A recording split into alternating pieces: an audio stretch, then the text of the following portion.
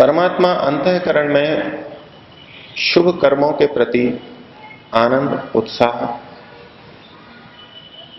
प्रदान करता है, निर्भयता प्रदान करता है, और बुरे कर्मों के प्रति भय, शंका, लज्जा प्रदान करता है। इस विषय में जो कुछ प्रश्न आए वो पिछले दिनों आपके सामने रखे गए, उनका समाधान भी रखा गया, और इस विषय में आपके मन में यदि कोई प्रश्न हो तो उसे भी रख सकेंगे। उससे पूर्व में पाराशर जी द्वारा रखे गए एक प्रश्न को व उसके समाधान को आपके सामने रखता हूं। पाराशर जी का प्रश्न था कि परमपिता परमात्मा आनंद, उत्साह, निर्भयता हमें देता है, ये तो समझ में आता है, लेकिन भय, शंका, लज्जा कैसे दे देता है ये समझ में नहीं आता।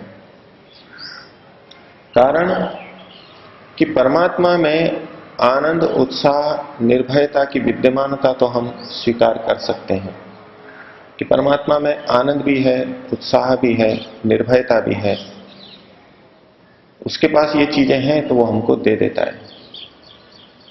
लेकिन परमात्मा में क्या भय, शंका, लज्जा भी है जो कि वो हमारे को दे देता है?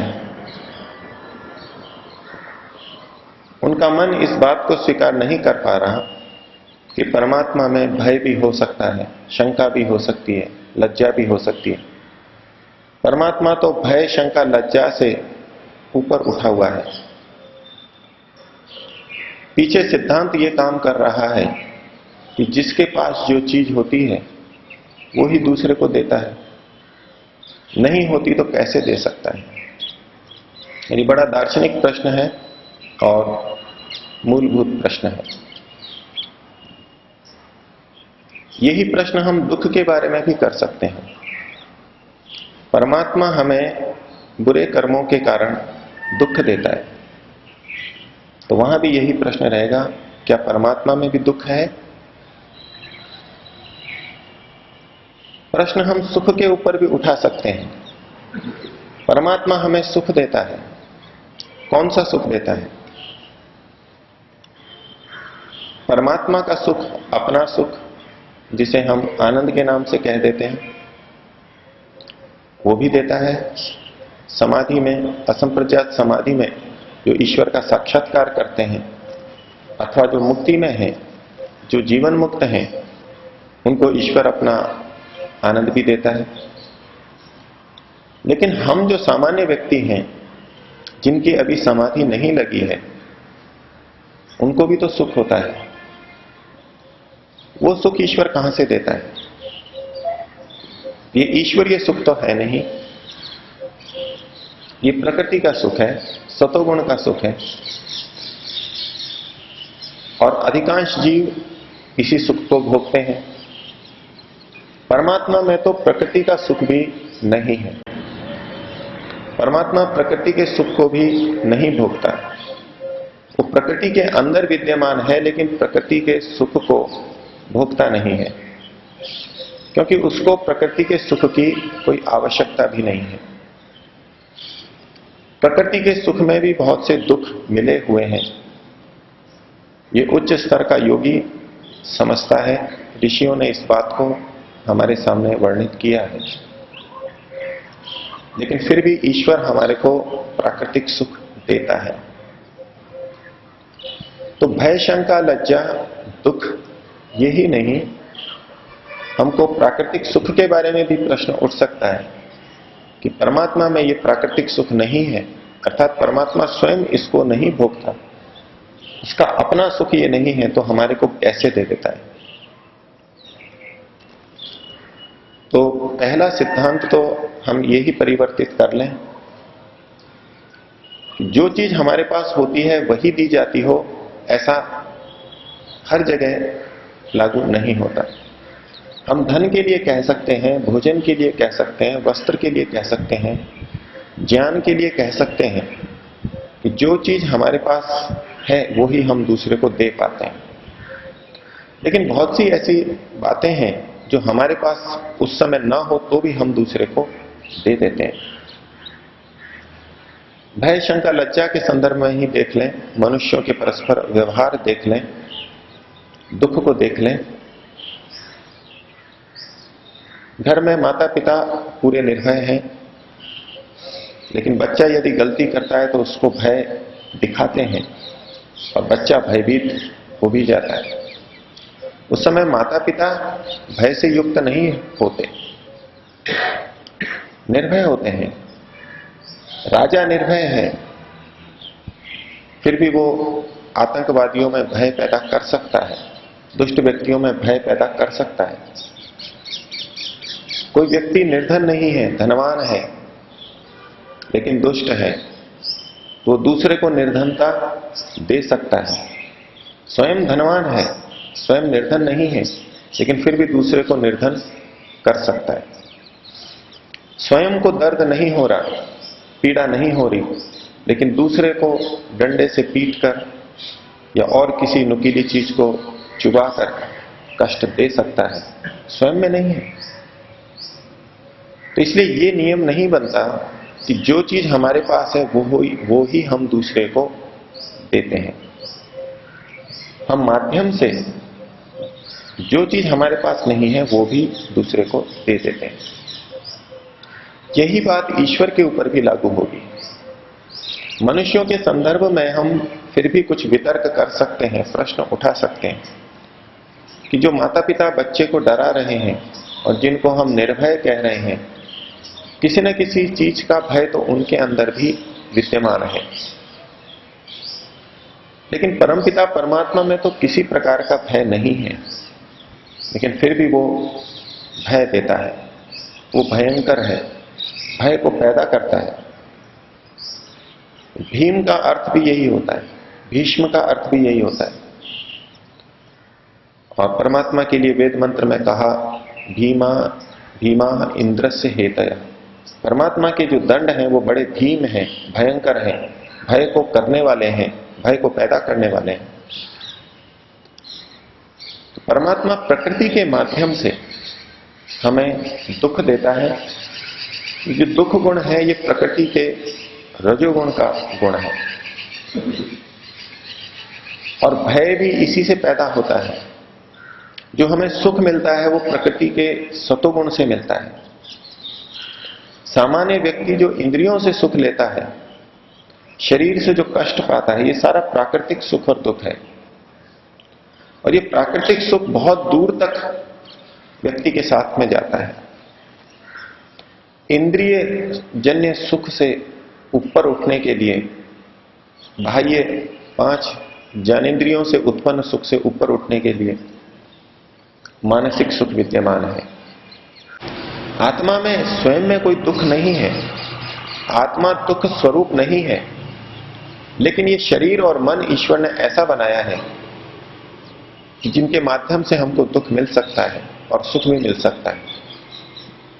तो ईश्वर इस प्रकृति के माध्यम से ही जीवात्माओं को दुख देता है, भय, शंका, लज्जा पैदा करता है। और यदि इस व्यापक दृष्टि से देखें तो हमारे अंदर जो भी भय, शंका, लज्जा पैदा हो रहे हैं, आनंद उत्साह हो रहे हैं, वो ईश्वर की व्यवस्था के अंतर्गत ही हो रहे हैं। भले ही हमें बुरे कर्म में भी आनंद उत्साह प्रतीत हो रहा है, भले ही हमें अच्छे कर्म में भी भय शंका लज्जा हो रही है, लेकिन ये व्यवस्था भी तो ईश्वर की ही बनाई हुई है। ईश्वर ने इंद्रियों को, मन को इस तरह से बनाया है कि जब जब हम अपनी हानि देखेंगे तो हमारे मन में भय शंका लज्जा पैदा होंगे, और जब जब हम अपना लाभ देखेंगे, भले ही वो अज्ञान के रूप में देख रहे हों, गलत ढंग से देख रहे हों, तो भी हम आनंद उत्साह अनुभव कर सकते हैं। तो बड़ा विचित्र लगता है, विपरीत लगता है कि परमात्मा ने ऐसी व्यवस्था कैसे कर दी। ये सारी व्यवस्था हमारी तो बनाई हुई नहीं है कि एक व्यक्ति को गलत कार्य में भी आनंद उत्साह हो जाए और अच्छे कार्य में भी भय शंका लज्जा हो जाए। तो परमात्मा का इसके पीछे क्या प्रयोजन हो सकता है? सबसे पहला हमारा उद्देश्य रहता है कि हम अपने इस जीवन को बचाएं, इस प्राण को बचाएं, शरीर को बचाएं, और ये प्राणों की रक्षा के प्रति जागरूकता हमारा सबसे पहला धर्म है। और इसके लिए आवश्यक है कि हम जब जब हानि देखें इस शरीर की, प्राण की, तो जागरूक हो जाएं। तो जो व्यक्ति अच्छे कार्य करते हुए भी अपने गलत ज्ञान के आधार पर हानि देख रहा है, तो भय शंका लज्जा पैदा होंगे। एक उद्देश्य तो यह प्रतीत होता है कि हम सबसे पहले अपने को स्थापित करें, अपनी स्थिति को बनाएं समाज के अंदर, इस भूमि के ऊपर। और दूसरा प्रयोजन यह प्रतीत होता है कि जो ज्ञान हमारा है, हम कम से कम उस ज्ञान के अनुसार तो करें। हो सकता है हमारा ज्ञान विपरीत हो, गलत हो, लेकिन हम अपने प्रति इतने ईमानदार तो रहें कि वैसा करें। जैसा हम जानते मानते हैं वैसा तो करें। ये अगला कदम आएगा कि हम अपने ज्ञान को भी परिशुद्ध करें। एक ये स्थिति है कि हम गलत मानते हैं और कर उसी के अनुसार रहे हैं, उस गलत को भी हम सही मानते हैं, सही मान करके गलत कार्य को कर रहे हैं। एक ये स्थिति है। एक दूसरी स्थिति है कि हम उस कार्य को गलत मान रहे हैं और फिर भी कर रहे हैं। इन दोनों में से कौन सी निकृष्ट स्थिति है? वो व्यक्ति ज्यादा अधिक निकृष्ट है, ज्यादा अधिक पाप का भागी है, जो जानते हुए भी गलत कार्य को कर रहा है। दोषी तो दोनों हैं, अपना उत्थान, अपना शोधन दोनों को करना है, लेकिन तुलना में वो व्यक्ति अधिक दोषी है जो जानते हुए भी कर रहा है। तो परमात्मा इस व्यवस्था के द्वारा संभवतः ये संकेत देना चाह रहा है कि कम से कम हम अपने ज्ञान के अनुसार तो करें, अपने ज्ञान के प्रति तो ईमानदार रहें। योग दर्शन में जो सत्य की परिभाषा लिखी, व्यास जी ने जो उसकी व्याख्या की, उनके शब्दों पर ध्यान देंगे, बड़ा रहस्य भी छुपा हुआ है। एक मान्यता तो सत्य की ये है कि जो चीज जैसी है वैसा मानना ये सत्य है, और जो चीज जैसी है वैसा न मानना असत्य है। लेकिन व्यास जी की पंक्तियों को यदि हम देखें तो उनका भाव है कि जैसा सुना है, जैसा जाना है, जैसा अनुमान किया है, वैसा ही वाणी और मन में होना। जैसा जाना है, जैसा सुना है, जैसा पढ़ा है, जैसा अनुमान किया है, वो जैसा गलत भी हो सकता है और सही भी हो सकता है। अगर किसी ने हमको गलत बता दिया, हम उसको ठीक ही मान रहे हैं। इस विषय को अपन और आगे लेंगे। वैसे सत्य का विषय स्वामी विश्वम जी ने आपके सामने रखा है और भी रखेंगे। मैं यहां केवल इतना सा संकेत करना चाह रहा हूं कि यदि व्यक्ति जैसा जानता है, भले ही गलत भी जान रहा है, ईमानदारी से वैसा ही बोल रहा है, उसमें कोई द्वंद्व नहीं है, परस्पर विपरीत बात नहीं है, दोहरा जीवन नहीं है, जो जैसा जानता है वैसा बोल रहा है, लेकिन वो बहुत बड़े स्तर पर सत्य का पालन कर रहा है। ठीक ठीक हर चीज को जान लेना ये तो और ऊंची बात है। तो ईश्वर ने जो ये सारी व्यवस्थाएं की हैं, उससे ये प्रतीत होता है कि परमात्मा हमको ये संकेत देना चाह रहा है, कम से कम तुम जो जानते हो उतना तो करो। गलत भी जान रहे हो तो गलत को जो सही मान रहे हो उस पर भी अटल रहो, जब तक कि उसमें संशोधन ना हो जाए। अर्थात जिसको हम सही मान रहे हैं उसी को करें। ये बड़े मनोयोग की और बड़े मनोबल की बात है, ये भी सामान्य बात नहीं है। हाँ, शास्त्रों के संपर्क से, विद्वानों के संपर्क से हमें अपनी उस मान्यता का परिशोधन निरंतर करते ही रहना होता है कि हम कहीं गलत तो नहीं जान रहे। तो हम कम से कम जितना जानते हैं उतना तो अपने व्यवहार के अंदर लाएं। ये संकेत ईश्वर की तरफ से है, उसको हम स्वीकार करें।